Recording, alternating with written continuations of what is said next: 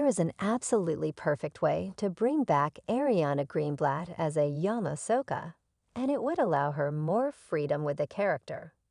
Hello everyone, welcome to my channel. Please subscribe and keep watching for more details. Ariana Greenblatt's portrayal of a younger Ahsoka Tano captures both the emotion of loss and the wisdom of her older counterpart. The idea of a live-action remake of Star Wars. The Clone Wars may not offer fresh content from that era and might limit Greenblatt's ability to make the character her own.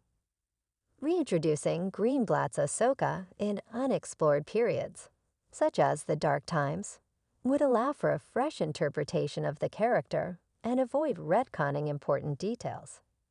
Disney should be mindful of the character's significance in the Star Wars universe. There is a perfect way that Disney could reintroduce Ariana Greenblatt's young Ahsoka Tano. In Ahsoka Season 1, Episode 5, the spirit of a dying Ahsoka enters the mystical realm known as the World Between Worlds. There she meets the Force ghost of her former master, Anakin Skywalker, and travels through some of her memories of fighting in the Clone Wars. Ariana Greenblatt took over for Rosario Dawson in these scenes as the title character. Greenblatt's portrayal of Ahsoka was interesting because she was playing a younger version of Ahsoka, but with all of her adult memories.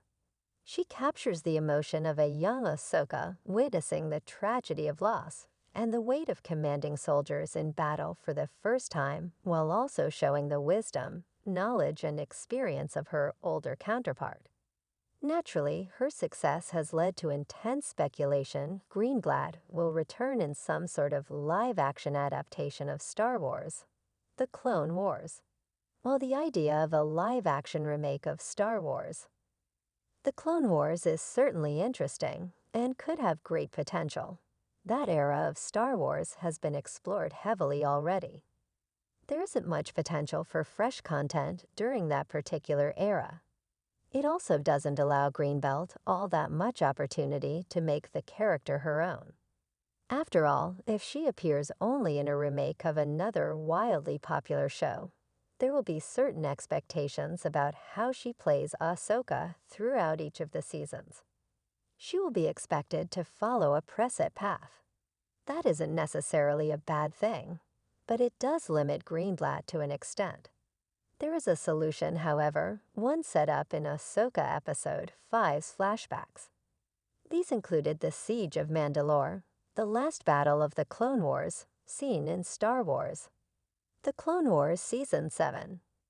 Ahsoka Tano herself led this mission because Jedi Generals Anakin Skywalker and Obi-Wan Kenobi had been recalled for the Battle of Coruscant.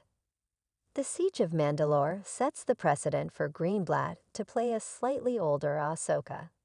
This makes complete sense, as Greenblatt is currently 16 years old. That places her at the perfect age to play Ahsoka anywhere between the ages of 14 and 18.